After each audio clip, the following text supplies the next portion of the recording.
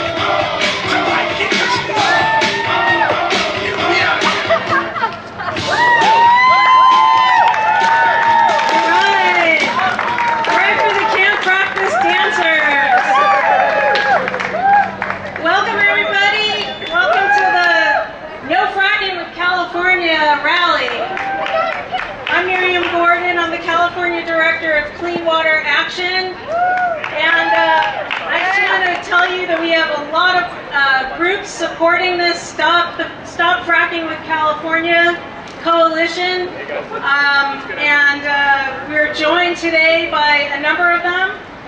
We have Clean Water Action, Food and Water Watch, Sierra Club, the Center for Biological Diversity, Stop Oil, the Stop Oil Development in Area 9 group, the Planning and Conservation League, Environment California, and Physicians for Social Responsibility, and lots of people from communities all across California. Thanks all of you for coming out today. We're here because we're calling on Governor Brown to stop fracking with California. as well as the oil industry. And the reason that we're holding a rally here in front of the Cal EPA building is that tonight is the last of 7 workshops that that the Division of Oil and Gas and Geothermal Resources, as well as the Department of Conservation, have planned for listening to the public and hearing their thoughts about fracking. But we have a distinct feeling that they are not listening, because the folks who've been turning out at these 7 public hearings have been saying, no, we don't want fracking in California, we don't want dirty air, we don't want methane emissions, we don't want our drinking water poisoned, we don't want increased threats of earthquakes that have been associated with fracking in Ohio and other states. We don't want all this toxic wastewater that has to be disposed of. And yet the Division of Oil and Gas is busy in their offices right now developing draft regulations that will be finalized by December. A really quick and dirty regulatory process that is designed to enable permitting of fracking in California.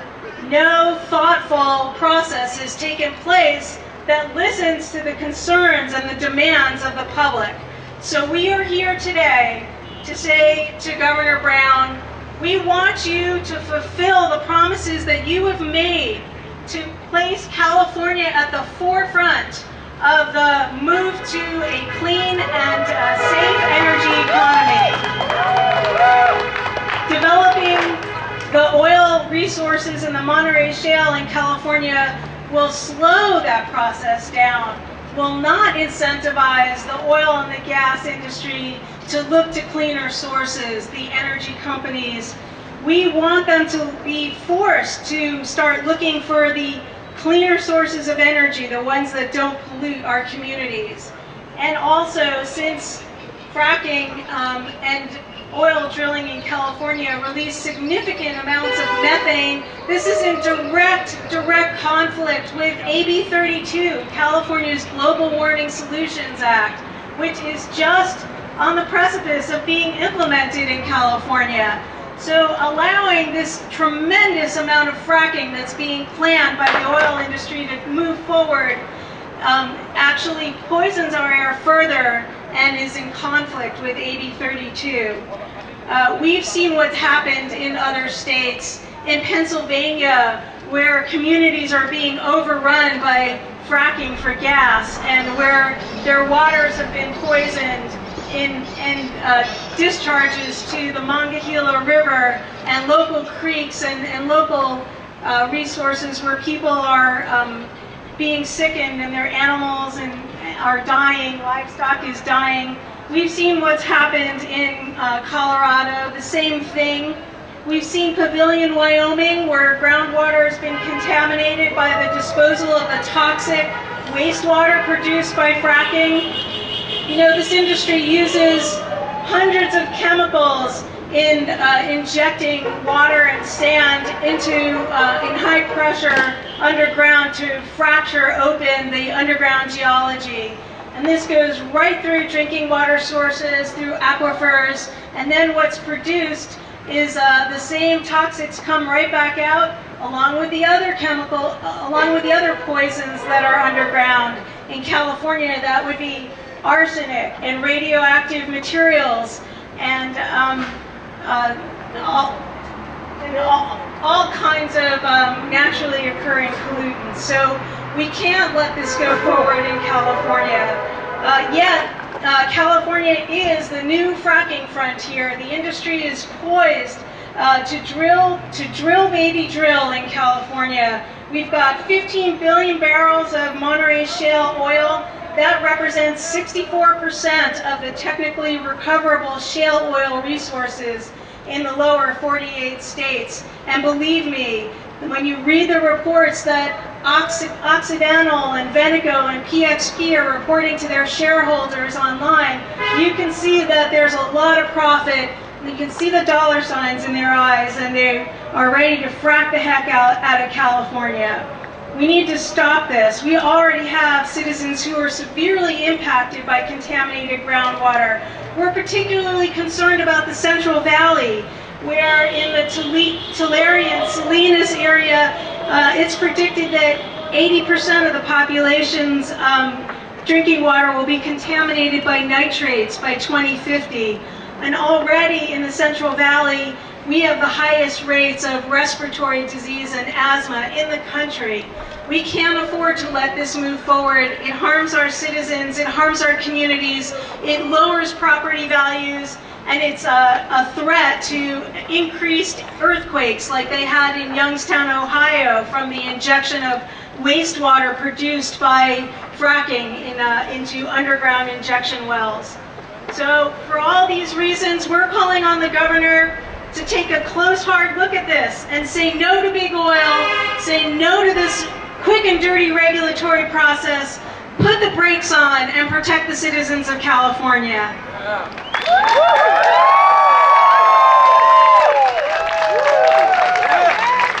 Okay, so on behalf of Clean Water Action's 80,000 members in California, we're saying no to fracking, and we're bringing on our allies and our colleagues who feel the same way. I want to introduce Kristen Lynch, the Pacific Director of Food and Water Watch.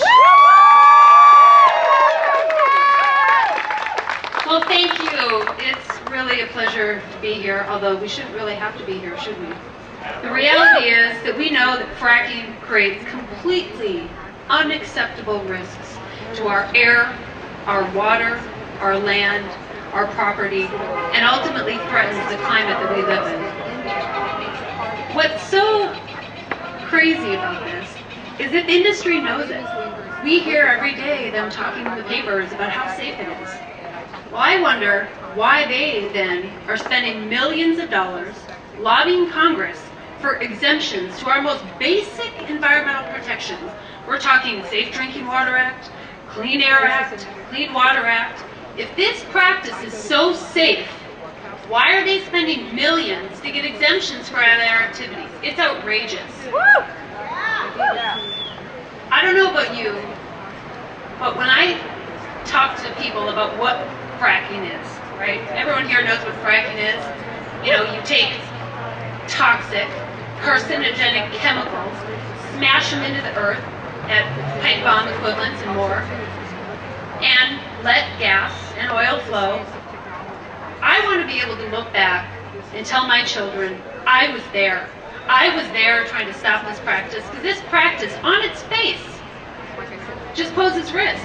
Now, the industry is taking a real playbook from the tobacco industry, who for years and years told us, so that they could profit, that this practice is safe. Oh, there's nothing wrong with smoking. They paid universities and they paid other scientists to tell everyone how safe it was, and that's all been proven true. This too will be proven true. We will be proven right that this is an industry that has no intention of protecting citizens. Its interests are in profit making, and will have been there calling for a ban on fracking.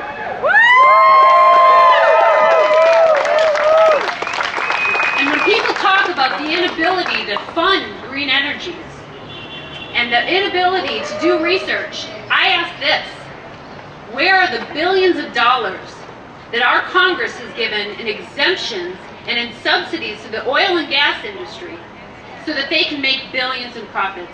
There's money there. It needs to be reallocated. We need to be holding the industry accountable, and more importantly, we need to be holding our elected officials, which have chosen to either turn an eye, a blind eye to the practice that threatens us all, or, in the case of Congress, actually pave the way for this industry to make more billions. It's wrong, and we intend to be there, and we will be there, and we'll continue to be there, and we will be calling for the state and the nation to follow the leads of other states and nations and ban this practice. Thank you for being here today.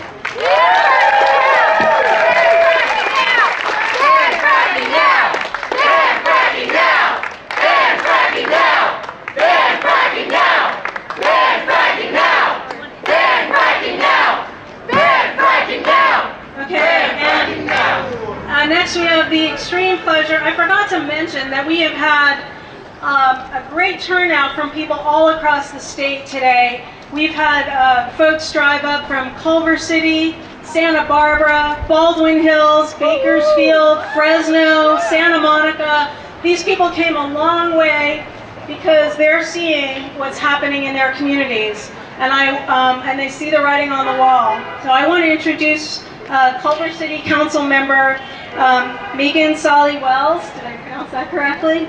And she's going to talk about her community. Thank you so much. I'm one of those elected officials, and I'm accountable. When I was elected to Culver City Council, I promised to be responsive to my community, and that's why I'm here today in Sacramento from Culver City, is to keep that promise. The people of Culver City have spoken loud and clear. They want a ban on fracking in the city of Culver City and in the state of California.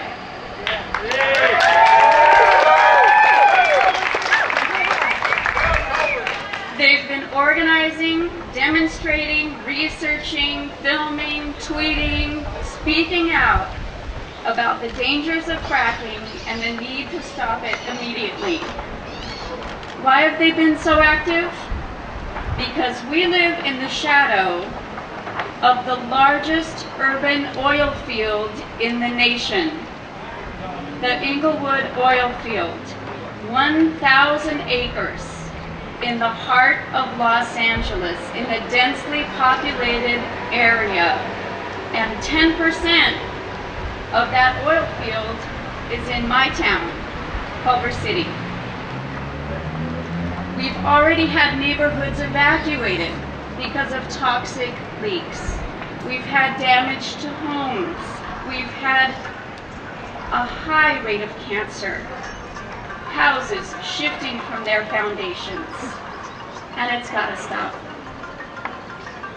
If that's not enough cause for concern, let me tell you something that should get everybody's attention. The largest urban oil field in the United States of America is on an active 7.4 earthquake fault line. Did everybody know that? Can everybody repeat that as many times as possible? Because it is insanity, and Culver City knows it. You know, the U.S. Geological Survey has found that fracking processes have caused earthquakes in places that they've never happened before, like Ohio. Well, imagine that same fracking process in earthquake country, in the capital of earthquakes in the United States. In a densely populated Los Angeles with hundreds of thousands of homes, schools, businesses, right in the surrounding area where the fracking is happening. How can we ever imagine taking such a risk in this area? How could we even conceive of it for a second? I'm proud that Culver City passed a resolution on July 2nd telling the California Department of Conservation and Governor Brown to ban fracking until comprehensive regulations protecting our health, safety, and environment are enacted and effectively enforced.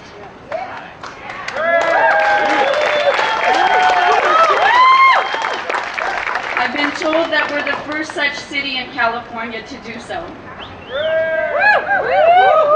And let me say something else. If it can't be proven safe, it can't happen. It's not worth it. We all know that here. So I'm here today to say, Sacramento, please listen to Culver City and ban fracking now. Ban fracking now! Ban fracking now! Ban fracking now! Ban fracking now! Ban fracking now! Ban fracking now! Ban fracking now! Good afternoon, everyone. My name is Jim Metropolis with the Sierra Club. I'm glad to see everyone out here this evening. We're certainly glad that Dogger is finally going to be doing something, but given its track record to facilitate the industry, in this state, we have a hard time believing that anything is good is going to come out of this process. We don't really have a lot of confidence that Dogger is going to do a comprehensive and rigorous review, and that's why we need you people out here, because we need to tell the state and Governor Brown there's a lot we need to do before fracking continues in the state of California. First, we want a full and open disclosure and review of what all the risks and benefits are with oil and gas fracking in the state of California. We need that first. Dogger and industry need to prove no harm first before fracking continues, and that there's no risk to the public, the environment, and communities up and down the state of California. Whether fracking continues or not, we need to remain vigilant and always protect environmentally sensitive areas in our state. The industry is looking at our national parks, our state parks, and our coastline for the oil and gas reserves underneath them, and we oppose fracking in these special places.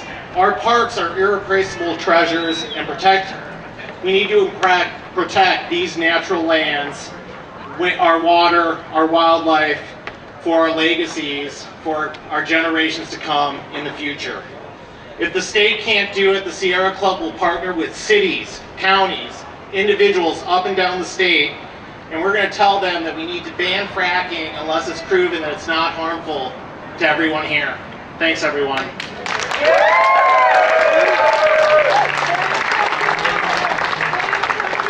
Now we have Rose Brass, the Climate Campaign Director for the Center for Biological Diversity. All right. Thanks so much, and thanks everybody for coming out. It's so inspiring to see so many people here, and we've been at these hearings all around the state, and they're super empowering to see the communities come out and just say with a unified voice no to fracking. So I'm here from the Center for Biological Diversity, and I'm here representing our tens of thousands of members across California. And what I want to talk to you a little bit about today is what I'm going to call fracking's dirty little secret. So we all know that fracking contaminates our water with methane and industrial chemicals like benzene. We know that fracking pollutes our air. We know that fracking harms our wildlife. We've documented over 100 threatened and endangered species living in the 9 counties where we know fracking is going on in California. But what we hear less about is fracking's threat to our climate and our future. So fracking threatens our climate in 2 ways, one of which is methane released during the process of fracking, and methane is a tremendously potent greenhouse gas. The other way in which fracking threatens our climate is by releasing to extraction huge new deposits of oil that would previously have been inaccessible.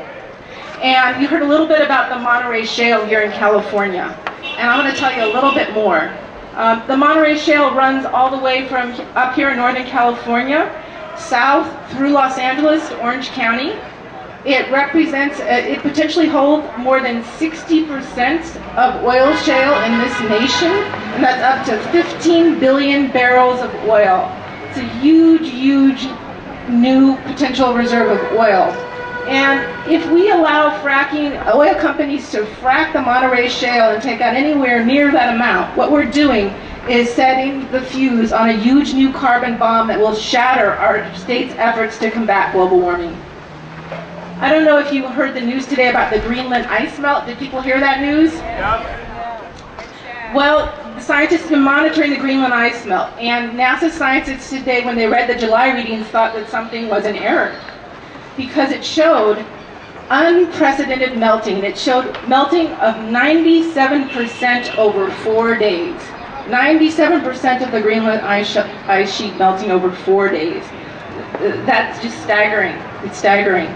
So while there's a lot of proposals out there about regulating fracking, and some of them are good ideas, the reality is that no amount of regulation is going to protect our climate from these huge new deposits of oil. And what we need to be doing right now is actually banning fracking. We need to be banning fracking.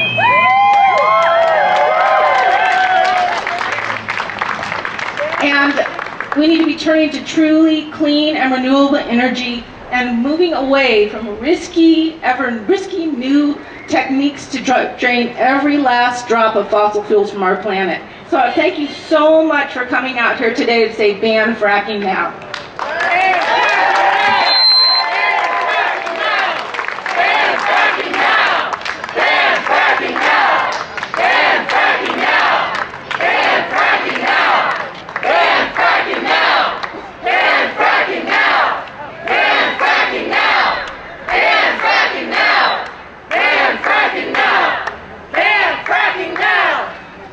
So we have the privilege of having someone who jumped in the car and came all the way up from the Santa Barbara area today to talk about what's going on in his community. I want to introduce Walter H. Taylor from the Stop Oil Development Area 9 group.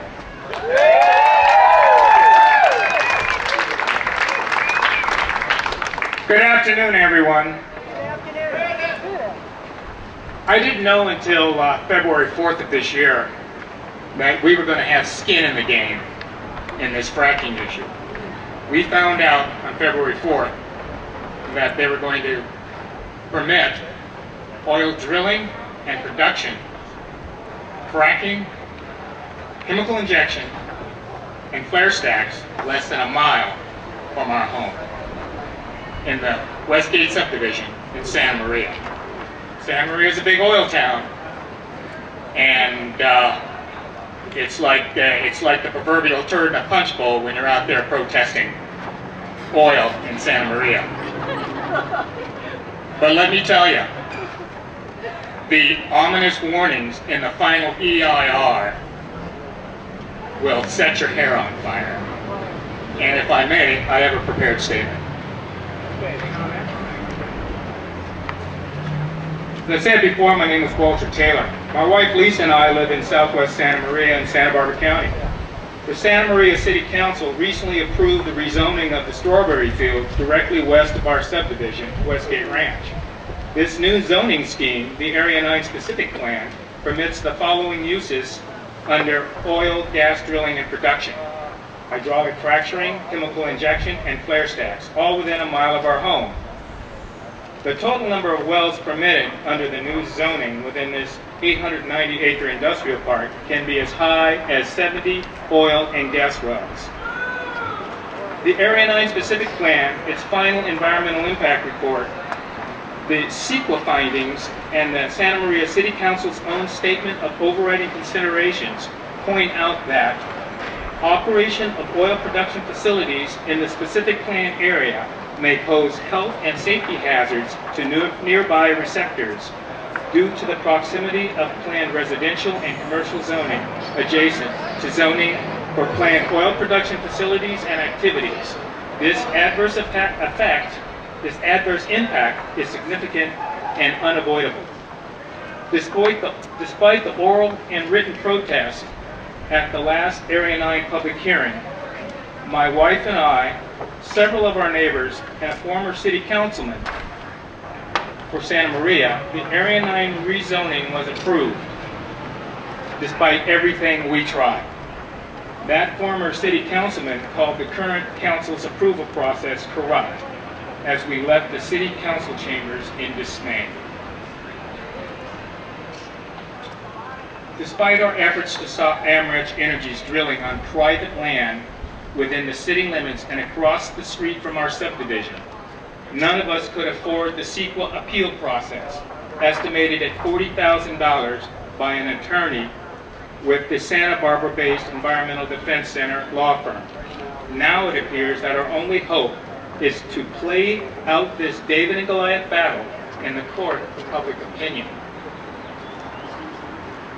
I relish the opportunity to point out to the media and state regulators that the Office of Planning and Research, OPR, in the notice of determination submitted by the City Council of Santa Maria Community Development Department, says nothing at all regarding oil and gas drilling, production, hydraulic fracturing, or chemical injection within the Area 9 Specific Plan project description. they mention nothing about oil in all the paperwork they sent to the state. It's in the body of the specific plan, and it's in the body of the final EIR. But if these folks behind us rubber stamp it, they don't know what's going on either. It appears that the Office of Planning and Research and the State Clearinghouse were purposely not informed by the City of Santa Maria's NOD regarding these Area 9 specific plan oil and gas drilling production activities within the immediate proximity of multiple subdivisions downwind of the Area 9 specific plan project. This example of hydraulic fracturing being permitted in Santa Maria's Area 9 within a mile of 3 large subdivisions and an elementary school should be a compelling issue to all Americans, showing just how compliant elected officials can be with the oil company's agenda when these politicians are spoon-fed by the oil producers that the promise of more jobs outweighs hydraulic fracturing's serious environmental impacts to clean air and water. I'm Walter Taylor. Stop oil development in Area 9. We got skin in the game. They applied for a land use permit and got it. We're going to be seeing our first well, most likely within the next 6 months. Thank you.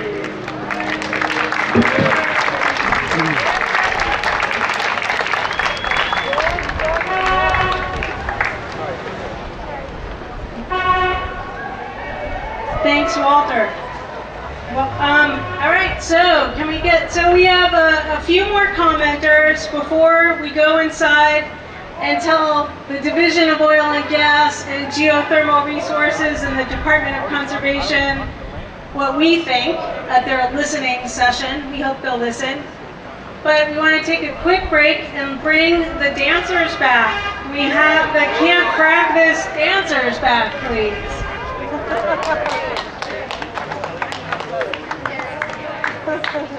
And cue the music. Well, while we take this quick break to get organized, there's water, there are sandwiches for those of you who are here, who came a long way. You can get t-shirts from Clean Water if you want. And we are going to have a couple more speakers in just a minute. All right, y'all. Now you've seen this dance, so now you got to get on the dance floor and do it. All right, get on the dance floor and practice. Can't practice. Can't practice. Can't practice.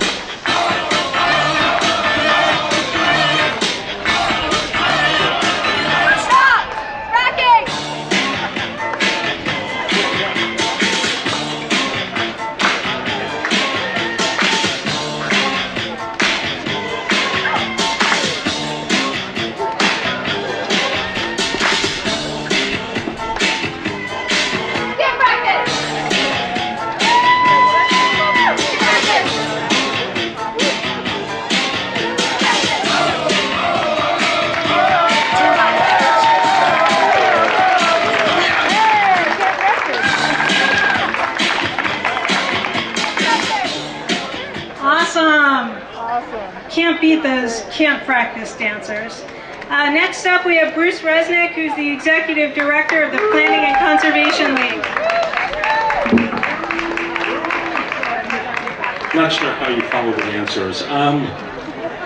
So, for folks out there, I'm happy to be there. You may not know, this is actually the second big environmental rally today. There was one around lunch, around the governor released his big water plan that's going to spend $50 billion to destroy the Delta and pump more water from the Delta down to Southern California, add to our greenhouse gas emissions. And there were a lot of the same people that are out here talking today were at that rally, and I was thinking at the time, can we, be pursuing any policies that are dumber for the state, more expensive, more environmentally destructive than this horrific boondoggle of a water plan?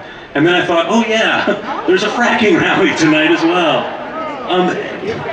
And it really reminded me that we can never underestimate the power of our government contorting themselves to corporate interest to find the most expensive, damaging, threatening, environmentally destructive, and unsafe strategies to solve relatively solvable problems. And fracking is another perfect example of that. And the other hand is what we see here today, which is we can never underestimate the power of the people to come together to make our voices heard, to remind our government that this is still a government of the people and by the people and for the people. And Dogger, with their listening session, is one of those agencies that needs to be reminded of that, because frankly through this process they have gone from sticking their heads in the sand, that's the polite way of saying it, there are some kids out here, but the heads in the sand, to trying to rush through a process that, look, I'll give them good faith and hope that they're trying to do this legitimately, but at this point it seems like a rush to judgment, and they're one of those agencies that we need to make our voice heard very loud.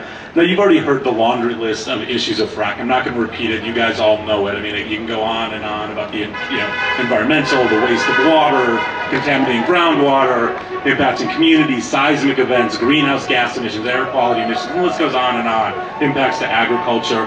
What I want to do, though, is, yes, there is a message we need to deliver now, and that message is clear. We are going to ban fracking until we have the scientific information to see whether or not it's safe, whether the costs outweigh the benefits. And I personally have an idea of what I think those answers will be, but we need to get the science. And if the science says we can do it, then maybe we do it if we can regulate, but we need to do that first. But that needs to just be the first part of a step.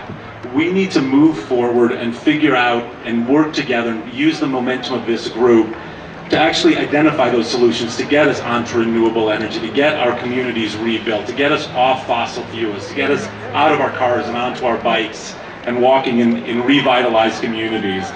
Now, that needs to start with the first step, and that first step is what we're here today, and that is banning fracking now. But let's not lose the momentum we have today and keep building this coalition to truly reform and recreate California into a truly sustainable state. Thank you very much.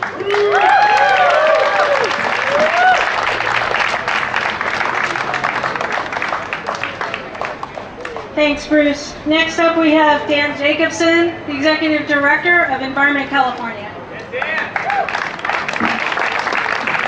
Thanks, I'll be really short because I know we need to get in there. First, I think we should give a big round of applause to the organizers of this conference here today. So, folks from Clean Water Action, thank you very much. Folks from Food and Water Watch, thank you very much.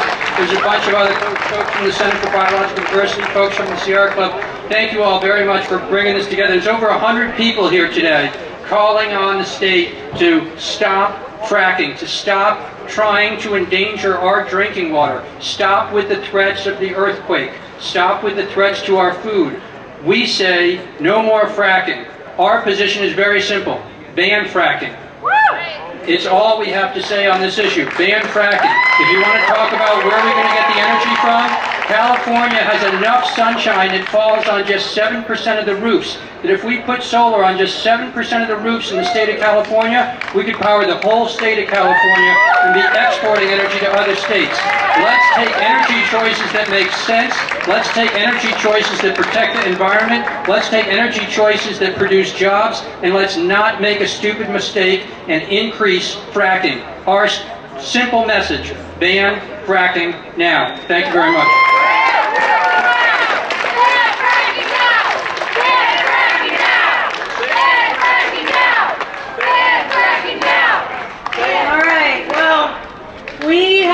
opportunity now. It's wonderful that you all came out. You came, many of you, from long distances, and we have one more shot at these listening sessions. I don't believe they're listening, and I think we've got to go in there and tell them that moving forward with this regulatory process is unacceptable. So let's get in there. We've got, it starts at 7. We've got a little time to organize ourselves, to take down, for the groups that came here, to take down the posters, the tables, the PA system, and all that. So we're going to take about, I think we're going to take about 10 minutes to start breaking down. But those of you who are here to go in and tell the state what you think, please stay. We're going to organize, I say we'll organize at about 6:20 into a march into the building. Now we're not going to just be able to march right up to the hearing room because everyone has to sign in inside with the guest services and get a tag. But let's plan to start moving in en masse at 6:20. I'd like them to see that we have a mass of people here and go in all together. Also, I know a lot of you have been standing out in the hot sun. You've been on the road for a long time. We've got sandwiches in the coolers. We've got drinks. Help yourselves. Lori and I spent hours making sandwiches. We don't want to take them home. I'm really grateful to all of you for turning out. So stick around, come tell the state what you think, and keep talking, keep tweeting.